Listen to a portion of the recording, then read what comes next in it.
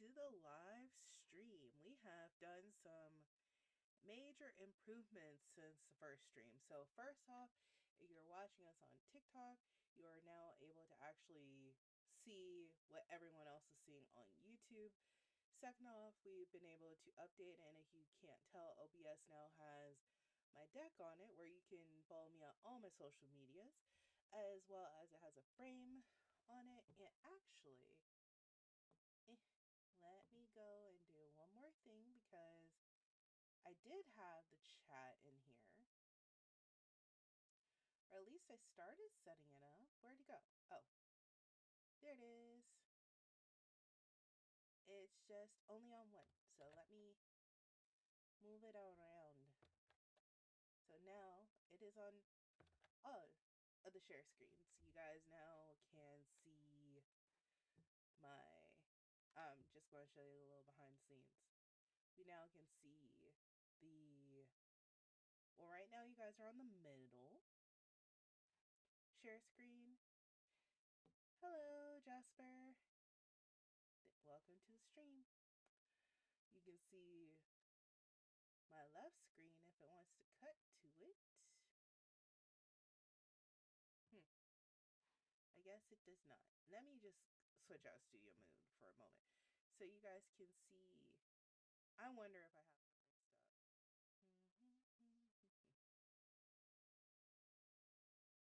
First of all, let me change that stinger out. So, why does it all say it's coming from the middle? Uh-oh. I gotta correct something here real fast before I get. So, mobile monitor. This one should be... I was just fixing all this right before the stream. Let's see. Oh, I need properties. Now you should be the left monitor, which has TikTok. The middle monitor. Oh, I see what's happening. Good to know. When you copy an element, it literally duplicates the properties. So I need to delete. Well, for now, we'll stay here, but I will just keep moving the monitor around. Because for today, we need to be on the main screen. So let me go ahead and switch this property. We're mainly going to stay on the main stream. So, as you guys know anyway, as you see at the starting soon graphic, we have the Let's Get Chatty.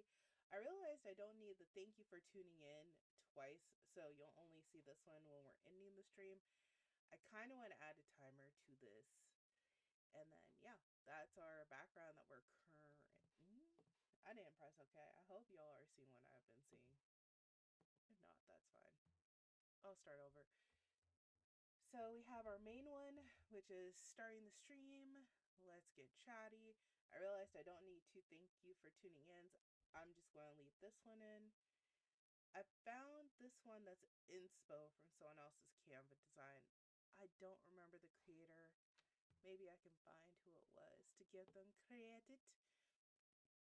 Because as artists, we don't get enough credit where credit is due. Oh no, why is there a little drummer kit? Hi Jen, welcome to the stream. Oh, and because I saw you pop in... Ha! I'm not echoing this time. Yeah, I was like, yeah, she's going to remind me. So it's something automatic on TikTok's side. That should be all good. I just muted the bad microphone. Great. Excellent. Good to know. I'm just explaining my process and what I've been going through trying to get the stream set up tonight. And what else is there? So I don't need to worry about the audio mixer. And the main plan for tonight's stream was for me to start looking into social media planning. Because when I was in Canva, I noticed it had this content planner here. Take control of your social channels. I don't necessarily need the design school because I have done that myself in a different way. Oh, you, well, that's one way to. I'm not going to keep that there.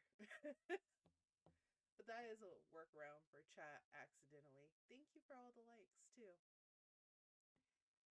so learn and play. Design for Cheese Lovers Day. Some of their choices are interesting. Add them into calendar, schedule an Instagram post, connect social media accounts. I'll do that offline. Not that I don't trust everyone online, right? I can design for it. What day is that actually on? Oh, it's tomorrow. I feel like as much as I love cheese, it would also be in poor taste to design a cheese poster. I know. What's your favorite cheese? Mine is cheddar. I just bought some New York cheddar while I was at the grocery store. Okay. And then social media posts. Take a social media lesson in the design school. All right then. um. So you even like blue cheese then? Because I ooh, especially fried cheese curds, fried cheddar cheese curds. Tell me you're from the Midwest. You know you're from the Midwest. Um, yeah.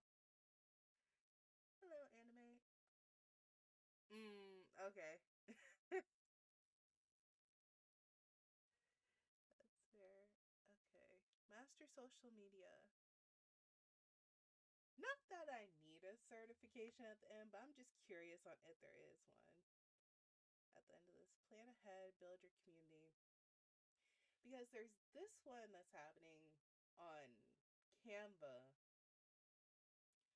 but there's also one that's going on through ECDI, which is I just signed up for it on Eventbrite. I'm trying to take this whole social media and stuff more seriously. Does it actually show my event without showing my personal data? Hold on. Okay, it's only showing my email, but I will bring that content up. I just know they asked me for my. Oh, I just take a steak. Oh, okay. Well, have a safe drive. Hmm. And also pet the doggo, the puppers. My puppers refuses to come in this room, so. Hmm. View links. Okay, it's. Oh no, it is showing that it's picking up the mic on OBS. Okay.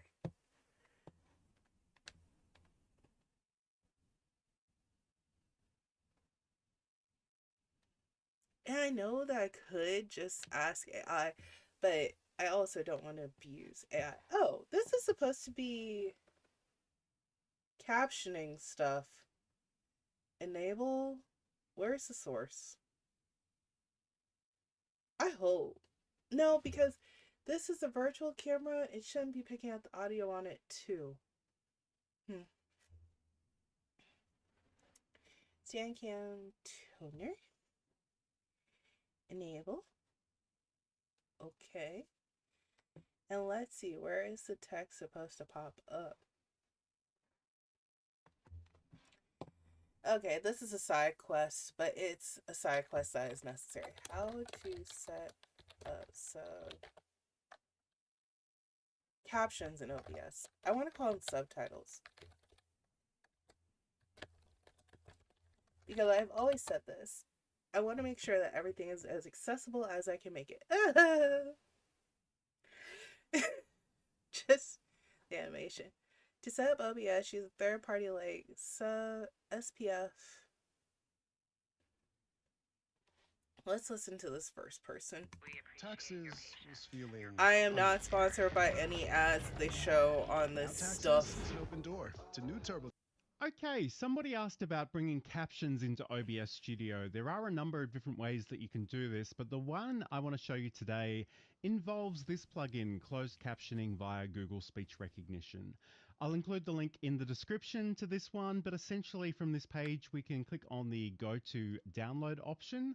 This will bring up the GitHub repository, and from here we want to select the version that relates to our operating system. So in this case, I'll download the Windows zip file, although I've already done that. So let me just show that to you really quickly. Essentially, there's a single file in this zip file that you need to copy over to your OBS Studio installation. And for me, I had to bring this over to C, Program Files, OBS Studio, OBS Plugins, 64-bit.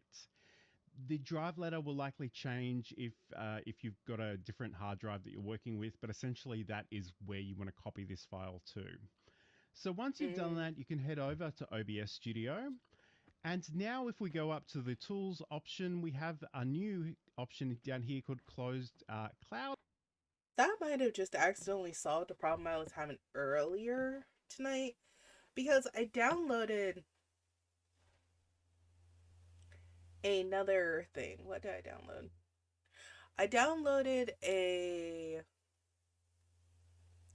option that said, "Oh, you'll be able to." It's the Streamlabs element. Let me just minimize. I don't think I have anything important underneath here. So I have OBS right there, and then I have Streamlabs SE Live, and I couldn't figure out why the SEI was not working. But now I'm wondering, where is my OBS actually located, because I have an external hard drive that I have connected to this laptop, and I'm thinking that's where it is. I can't remember where I actually have OBS installed. I want to open it in open file location. Okay, it opened on side. Okay. So it says download, store locally, stored. Or, oh, that's not all my details. It says SSD, program file. No, it is where it's supposed to be. I just don't know where the other thing went. Oh well. I digress. I know this stream that this will not be up, but I'm going to go ahead and bookmark this for the captioning because it will be something The that I want closed to have. captions, which is a bit of a mouth. I want to have this up by next stream, but I'm pretty sure because when I tried to download the SE Streamlab element to the stream, I had to close down the whole entire OBS system.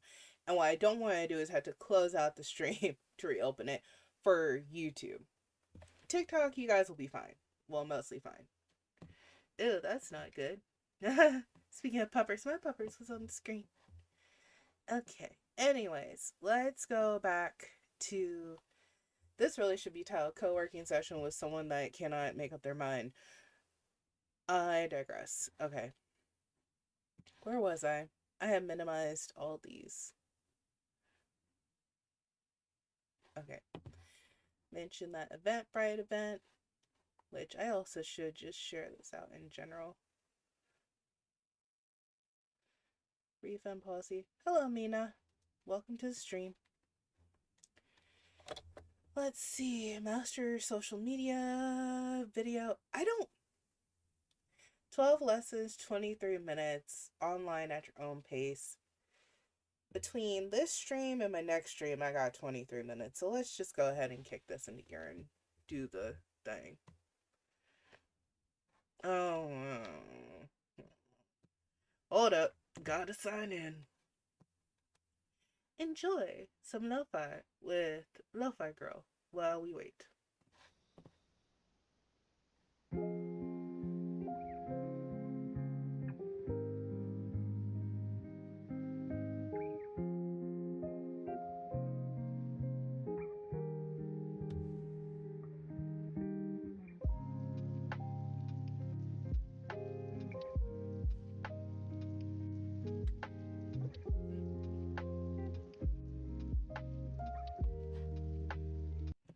Okay, the wait was not very long. So, it was a brief interlude, but still something better than just sitting there and listening to nothing. Okay. Oh, there's a whole thing about Pilates and stuff. Let's go with this lesson. This course was designed in Canva for Canva, I can tell. I feel like that's the only reason why they added that feature in to Canva is so that they could use it themselves and control the knowledge. But let's go. I tried to do one in HubSpot. It didn't have me very enthused or intrigued. So let's listen. Hey, I'm Kat. Welcome to Canva Design School. In this course, we're going to teach you how to master social media.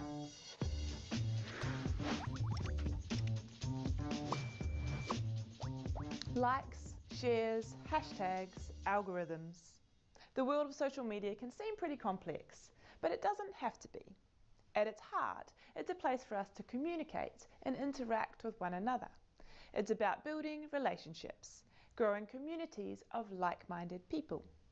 It's in the name. It's all about being social. For me, I love it because it builds connection. It's a place where you can bring people together from all across the world with shared passions and shared interests. And I actually don't think there's another place or platform out there that you can do that on. It allows you to build relationships with people from all across the world that you probably wouldn't have known existed before.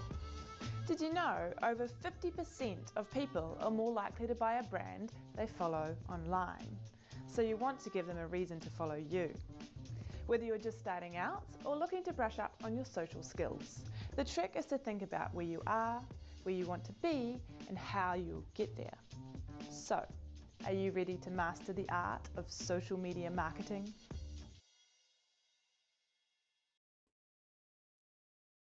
A hot take on this. I do know that there are plenty of people out there that have degrees in media and marketing. I do not think this 23-minute course is going to make me a master.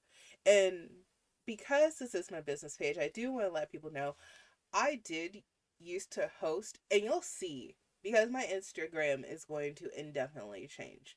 Before, you're going to see where I've gone through a soap making phase, a jewelry making phase, consistent posting, hashtags, and everything else.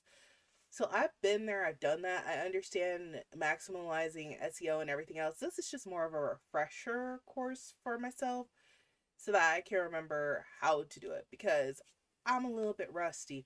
And now my business is going to be geared towards doing web strategy and web design. So in order to help you all, I have to remember myself. So this is something I'm also potentially going to be offering is how to do some of the social media stuff. Everything though comes down to strategy and doing A/B testing. See if this works, that works, and everything else. You never know until you try something. So let's go ahead and start this next lesson. So where do you spend most of your screen time? Instagram, Twitter, maybe Tinder? We've all got our favourites. But your personal favourite isn't always the best platform to market your business on. To reach your customers online, you got to go where they go. Personally, my favorite platform is Twitter, but I don't always think that that's the best platform to go with for a business. You know, it wouldn't make sense if you're, let's say, a financial advising firm for you to be on Twitter, or even Instagram. You might just focus more on Facebook because it's more of like a customer service type of platform. So I think you have to take into consideration who are you speaking to, what type of business are you promoting, and then from there kind of look at the platform. You would think that the best way to reach the most people possible is to be on every social platform there is, right? But if you're a workforce of one, this may not be the best use of your time. On Instagram, hashtag foodie has been used millions of times. So if you're about to open a hip new cafe, this platform would be a great place to start. It's all about imagery, and what better way to attract people than by sharing mouth-watering photos of what they could be eating for brunch. LinkedIn is the world's largest network for professionals. So if you're a freelance marketeer and need to reach new clients, this would be a great place to start. Get noticed by posting informative content that shows just how much you know about that thing that you do. Pick the platform that offers you the biggest opportunity first and grow from there.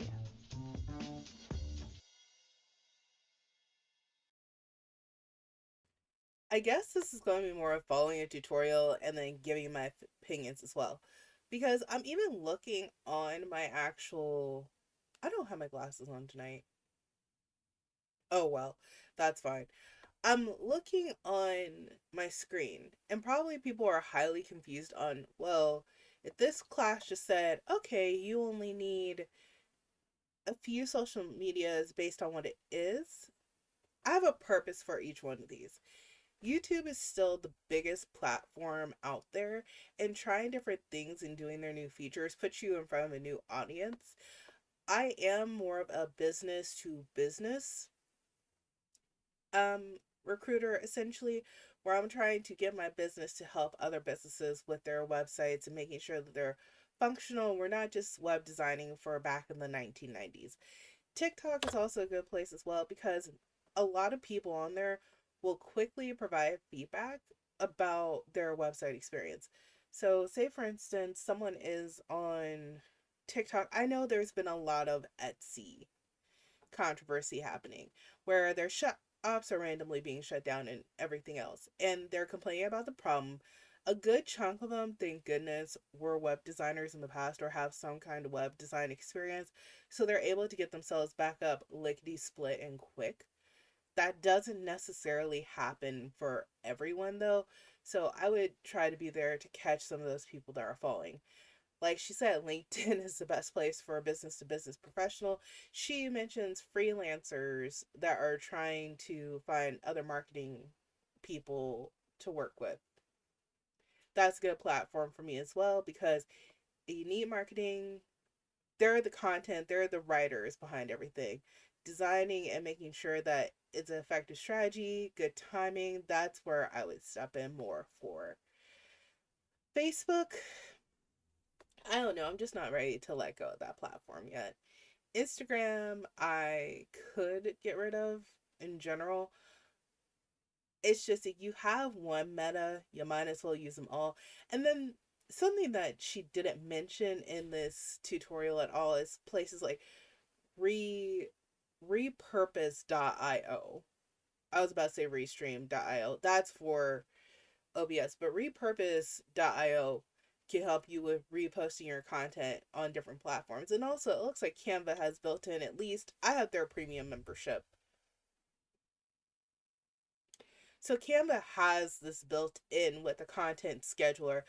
I'm interested to find out, because when I was trying to post stuff for soap making back in 2019 and well, yeah, it was 2019 to 2020.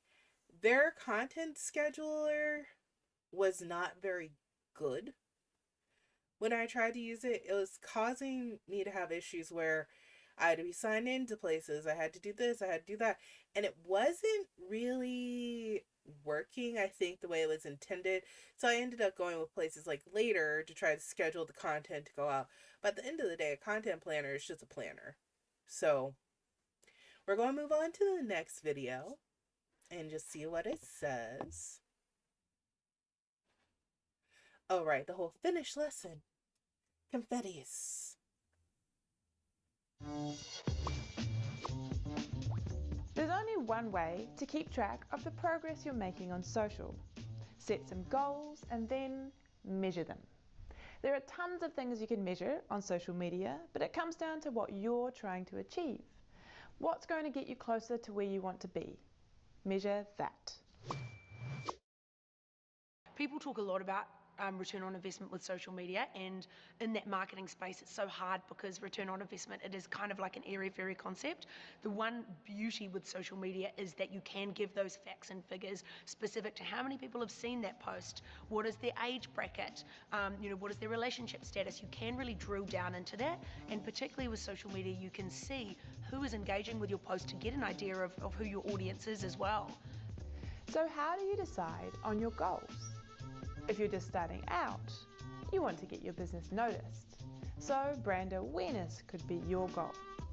Make sure your content clearly expresses who you are and what you do. Then, measure awareness by tracking how many people you reach with each post. If you're a more established business, your goal might be to deepen the relationships you have with your community. Create content that adds value to their lives by inspiring, educating, or entertaining them. Then, measure engagement by tracking how many positive comments you receive. Each social platform has built-in analytics to help you measure and keep track, so you've got all the insights you need at your fingertips. I do appreciate Canva for their music. And I want to go back to something too, because I forgot my train of thought while I was talking about the different social media platforms. On this one in particular, I do not have Twitch linked, and that's for a reason. I know the Twitch platform is for gamers, crafters, and hobbyists. I don't think my business belongs there. Actually, there's times where I have my business already set out here. It's Ashbury Art LLC. I'm not even 1,000% sure that in the next year it's going to have the same name. I might end up with a rebrand just because it's very confusing where you see Ashbury Art, people think, oh, she's an artist, she's this. Even when I did soap making, it was confusing because I started out painting. And I know I can always change the name and the website. It's just some of the naming conventions are not clicking. They're not something that brings me joy. Because I've definitely asked AI a couple times about names, and I just have not found that business identity to go back to what she was saying about setting my goals. So right now, something that this is being used for is just basically one, I need to get stuff done. That's why I'm doing the co-working streams. I'm not going to get anything done if I don't co-work. Well, I will get stuff done because like the background and things like that, I was able to get done without co-working. And when working with the business, obviously, I'm not going to co-work and share the screen of what I'm doing for that business. But where was I going? I'm not entirely sure what my branding will be in regards to my name, but I know what I want to do in regards to my services. And I have them listed out. And for now, what I'm using my social media for is for education first. Because some of the things I do, you can do on your own. It's just a matter of, do you want to spend money to shortcut it? Or do you want to do it yourself? Or do you need someone to walk along the path with you for you to learn along your way while trying to set up your website for your business or making sure that you're converting customers and they're not just stopping at the front door? There's one company I want to work with that's a bread company, and they have people coming to their site, but no one's purchasing from their site. Or there's a couple of yarn stores that are in my area as well. They have their websites are just not trustworthy looking. I don't know how to put that without sounding offensive. It's just okay, you click on their website, you see it's there, but it doesn't it matches it matches the state that I live in. Because our state is known for being the state that's 10 years back. It just doesn't keep pace with some of the other places. And I don't think it's the platforms that's being run on, because I know WordPress is pretty good, Squarespace is pretty good. I think it's just they don't have someone that's mainly focused on that. So it might just be a one-time upgrade to the next website until the next feature and offering support and background stuff if they need it. So yeah, I'm looking to convert. I could technically specialize into things like Webflow and Wix and Squarespace. I just haven't put my finger on that yet. And this is proof of you can start a small business and not have everything figured out, but everything is figure outable. And don't worry, I'm not a philosopher. I actually saw that on a Pinterest post. So just sticky in my mind. I'm doing things scared. But that's what you gotta do in life in order to live the best life you got. So now we're going to find my style. Well, she says define your style. I love the outdoors, so I follow Patagonia on Insta. Their feed is full of inspiring images of people exploring the wild. I love what I see, and I know what to expect. Everything you post on social media is an extension of your brand. So you want to make sure your content is unmistakably you. So when people are landing on that feed, particularly when it comes to Instagram, that is a shopfront for your business. When you're looking at the feed, without even looking at individual posts, what does that say about you? Is it clean, inspirational, fresh? Is it busy, colorful, fun? So as a starting point, we always tell our clients to create a mood board for the kind of imagery and the kind of, brand ethos that they want to espouse as part of that strategy. In a social world crowded with content, how will you? Okay, I'm gonna pause that for a moment right there because they said create a mood board. Oh my gosh. I am sorry. I don't know why that was one of the recommended videos. It's off the screen though now. It's off the screen. She said having a client create a mood board. Here is my potential hot take. I think mood boards are great. I think they were even better back in the day. Meaning, my vision board, basically, I actually, instead of showing you it this way, let me pull it up in Canva. That's just as well, if not better. That way, you can at least see some of the content that's on it. I just need to get to that section of projects. Excuse me. Back in the day, mood boards were better. My caveat would be try to create a mood board without using AI if you can. Because I think that's where some of the fun gets, unfortunately, taken out of. Where is my mood board? I printed it off. I don't have a PDF file of it. Where'd it go? There it is. So this is my mood board / vision board for 2025. I it's something that I do want to get away from, even myself, in 2026. I said 2025. In 2026, I do kind of want to get away from Canva, but this is just the place I'm most comfortable in. The other place I'm pretty comfortable in is Figma, which is free. I don't know what Canva did. Maybe I'll do a deep dive into it. But for now, this is what I got. So as you can see, I'm okay with doing vision boards. Most of this, in my opinion, is not AI. I'm pretty sure this is something created by a person. That doesn't look AI. I got this off of Pinterest. I turned off the AI feature because after a while, everything just kind of looks the same and similar, and people don't realize it. They're just like, oh, it's fine, it's okay. But I could go on a whole rant versus AI. I say this about it in general. AI is not for generative uses. It is for accessibility first. If it's being used in that matter, I am pretty much okay with it.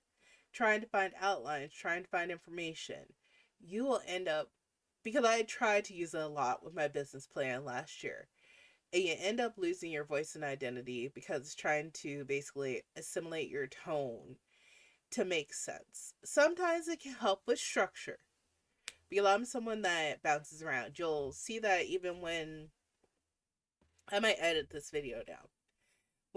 If I don't edit myself, I can go all over the place and not come back. With that caveat, I do like AI for things such as automated transcriptions. I like it for being able to, I'm assuming eventually it's going to be able to read stuff off of the screen and describe screens for SAP accessibility. I do not like it for things where I know that recently there was someone that talked about a AI voice actor. That's art, that's a craft, that's something that someone does. I don't like when they're trying to use it to replace people's income because they think it's cheaper.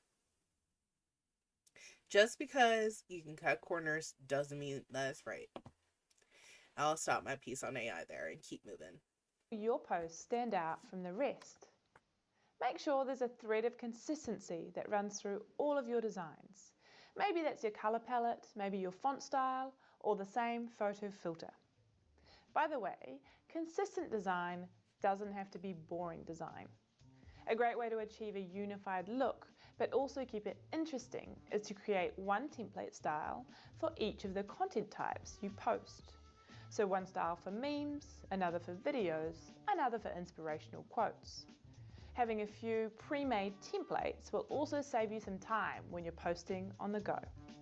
The goal is to create your own unique look and feel that your community will instantly recognize and love. Define your style and stick with it.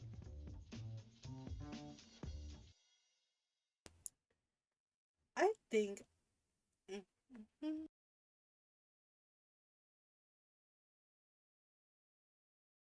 Da, da, da. Yeah, okay, now everyone can hear. I think I already do have sort of a content and style guide from some of my past stuff. Because let's go back to, obviously, I like the blues. I also want things to be readable though. I always do accessibility first. That's why even with not this one.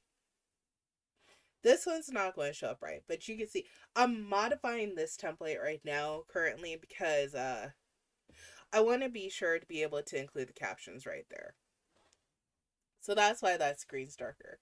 But I definitely come in Canva and I do the check assign design accessibility on anything that I do outside of the alternative text, which I don't think that it doesn't need to be done. The reason why I have not done it is it's asking me to add alternate text for every single decorative element. I just have to go in there and say it's a decorative element.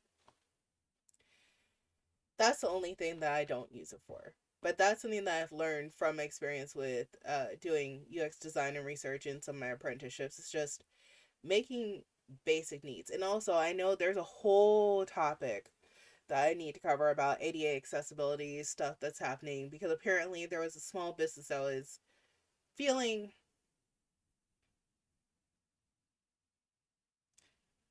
I don't want to say she was attacked, but the government caught her website first.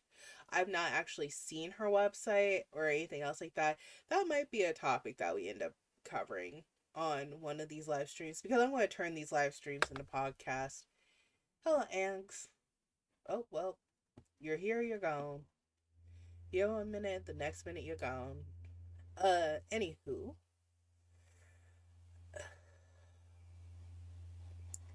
I had to click finish lesson. I'm not starting this lesson yet. I was talking about my content. Here's what she basically said. Create a content and style guide. And actually, if you go into Canva, you can go any place. I remember finding a content and style guide for a lot of things. I've worked on projects with UX writers, and basically that says the style, the tone, and everything else, and it writes it out so that if someone else has to come, or if you ever end up hiring on someone else that needs to do it, they understand it and they have basically a brief that says everything about your stuff. But what I was saying was in my own projects, yeah. Well, I'll point out here where my designs are. This one's my design. This one for Ashley Unravels, which is my live stream that I do that's basically for crochet. And also, what else do? I do crochet, and I'm going to game on there someday and one day when I'm not consistently fatigued. I designed this PowerPoint presentation. Actually, And this is what I'm saying. This is where I said I am back and forth with AI, because I used a lot of AI heavily to create this outline. However, what I did to create this presentation was I took an AI transcriber called Otter and I talked at it. This is like the rubber duck method, which I've also done a presentation on it in the past for, in this rubber duck, I guess he's in here somewhere. It did not pull up Piplum thinking it was a rubber duck. But yeah, I see this is an example of, yes, I have done this. How to recruit participants, insightful rubber duck method. So I did this method basically to figure out this presentation. And it did work. I never put my image in. I just asked it to design this for me because at the time my hair was a hot mess. My hair, yes, is still purple. You cannot really tell. But I do have purple and curly hair. It's just always to the back. Anywho, it definitely goes into the importance of small business research because I can yap. As you can tell right now, we are almost at 9:45 and I have another stream to do at 10, so I will be getting off of here soon. We're probably not going to finish it. But I am a yapper, so I just talked it through at least. And I have to do it once, twice, or three times. Remember the Stitcher? I know who she is. Or, I know who they are. But I know that she does not want to co-host with me right now. That's kind of random that even asked me to do that. But yeah. The rubber duck method though, this conversation, this stuff was really pre the big AI blow up. So while I did design the stuff in Canva, I don't feel like AI was heavily used in this to create like the little duckies. Someone else animated those. I appreciate that artist. So yeah, like I said, there's a use case for it, but AI should not take over your stuff. And also, that was not even what she was talking about. She was talking about branding. Mm-mm-mm. Anywho, you could tell my branding definitely is clear, concise, informative stuff. This was from some, well, this is also, I have another channel called Ashley B UX Journey, which talks about my career and how I got to this point for validation. But you could tell I'm basically, okay, well, purples and blues, yellows every so often. And I like cutesy things when I have a chance. Actually, something I would like to do in the near future is some chibi style stuff for this line. I have to figure out my business identity because as much as I would like it, it's just being taken seriously, especially with the current state of the world. As much as I want to do cutesy designs and things, the corporate businessy stuff is more of what I'll have to do for the clients. Even though some of my target audience is artsy and teachers, they want a business professional. So finding that merge line in between is what I'm looking to do.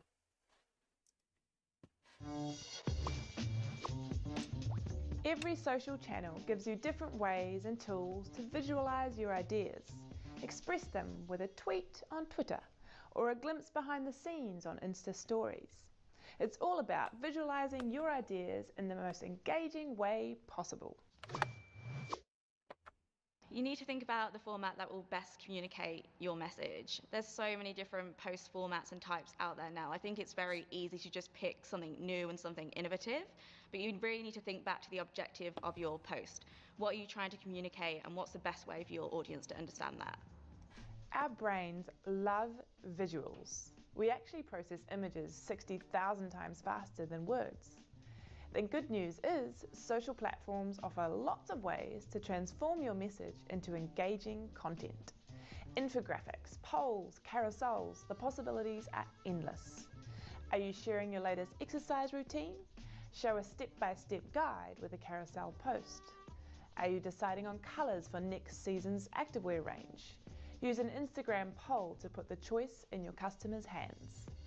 Whatever the idea for your next post, get creative with the tools you have at hand and make it visual.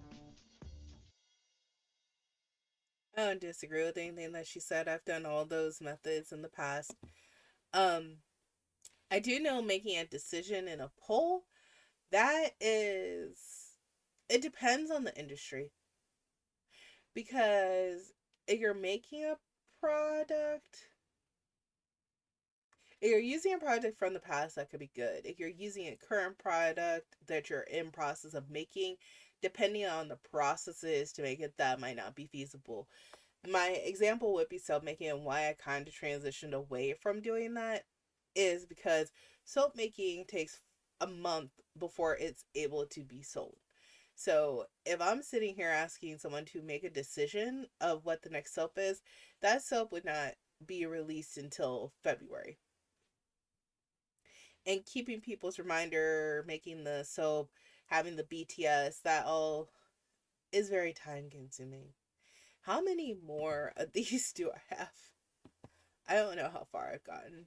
Canva, this is a critique for you. There should be a progress bar somewhere that lets me know how far I am into the lesson. Just saying. I'm just saying. I think there are 10. How often do you scroll through your feed and suddenly have to pause because that post is just so good? A beautifully designed social media post can help your content stand out from the crowd. Let's find out how. Beautiful design always stops me in my tracks when I'm looking through the feed, whether that's a standout colour palette or amazing visuals. It's always going to grab your attention. But as a business, once you've got their attention, it's really important to actually communicate the message you're trying to show. Otherwise, there's no value in that post. That's why clarity is super important. If you're ready to take your designs to the next level, focus on the 3 C's: colour, contrast, and clarity. Bright block colours stand out against the white page and grab attention, so have fun with simple combinations that are the right fit for your brand. Contrast helps your designs pop out from the feed, so try contrasting lights against darks and create impact with scale. Clarity matters because the audience needs to understand your message at a glance. Keep words to a minimum, font size to a maximum, and let the visuals do the talking. Follow the 3 C's and you'll be designing posts that stand out from the crowd in no time. Now I'm questioning their website accessibility tracker on Canva. Is this WCAG double A? Or yeah, is it yeah. Don't worry. Y'all got a little bit of a rocky shake, but yeah.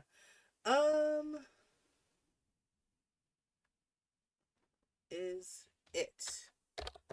I'm just curious now because they said that, and then in the video they had some colors that went over each other, which were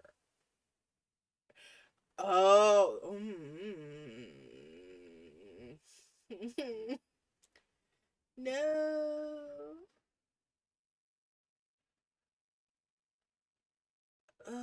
Use design accessibility. Canva believes in providing accessibility tools to ensure your designs are inclusive as possible. With design accessibility, you can find out website accessibility are present in your design so that you can fix them without needing to be accessibility expert. They isn't guaranteed accessibility compliant, but it will help you get there. It is one step closer. I agree. Small font, okay. Contrast color, low contrast text. Okay, it is still helpful, which can get people a little bit further, but that even makes me question then, because WCAG. This is something that I spent a long time on. I spent over 40 hours taking a class on it, and something close to my heart as someone that had issue um issues with website accessibility, which kept them away from being able to do things on their own, and why they have to basically, not in a dystopian way, but we're all always going to eventually need something more accessible on a website. So yeah. And there are free website accessibility checkers and scans. I will go back and check this design. That's why I'm a little worried, because let me bring over TikTok. I know that this is too small. I There is not very much I can do to change the size of this currently until I can get the other thing up to be mobile responsive. But for example, you can see where this crosshair here is. That black on white should be good, but then like my text box where it has the text and information, I'm not sure that is. I feel like that's hard to read if you are having vision problems. So yeah, I thought I could finish this, but then I got worried about my explanations, and I think we can get through one. I'm pretty sure we can get through one more of these courses if I don't feel like getting chatty on it. Because I have 3 minutes till my next stream starts on my other channels.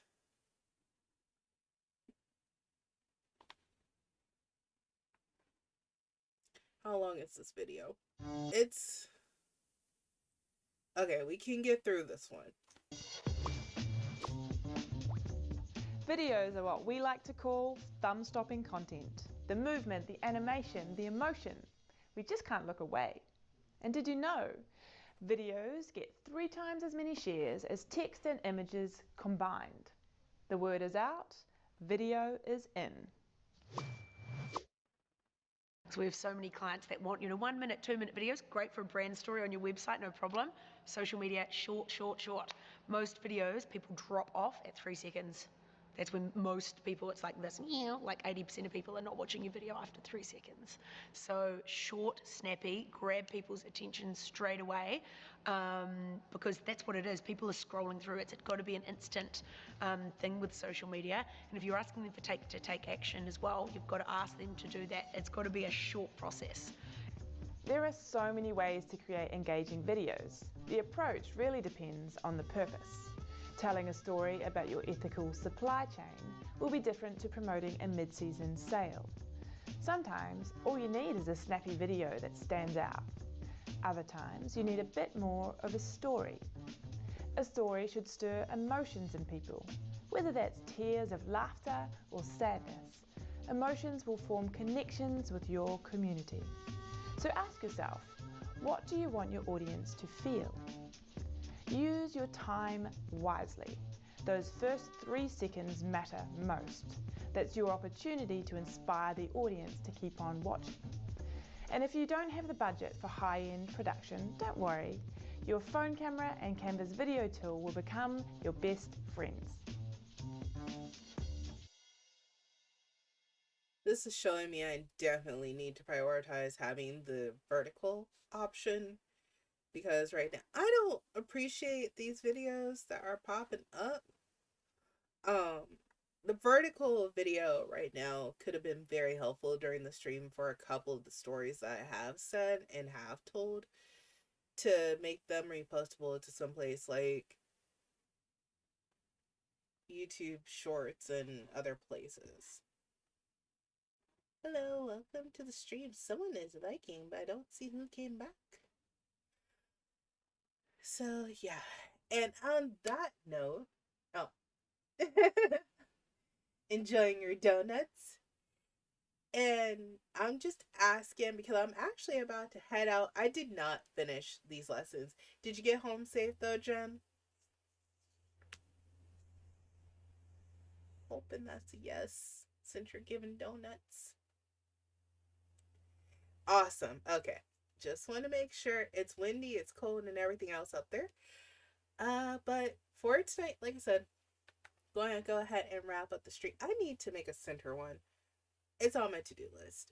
And if anyone feels like having a crochet and chill session, that will be up next. Okay, now you're just bragging a little bit. Our average temperature, spoiler alert for the temperature blanket I'm working on for Ashley Unravels. Our temperature today where I live, the average was 20.38 degrees. No wind though, so that was good. But like I said, I'm gonna hop up to this one and go over to Ashley Unravels, which is also on TikTok, and I have YouTube and Twitch for that. So I hope everyone has a nice, safe night, and I'll see you tomorrow. Bye.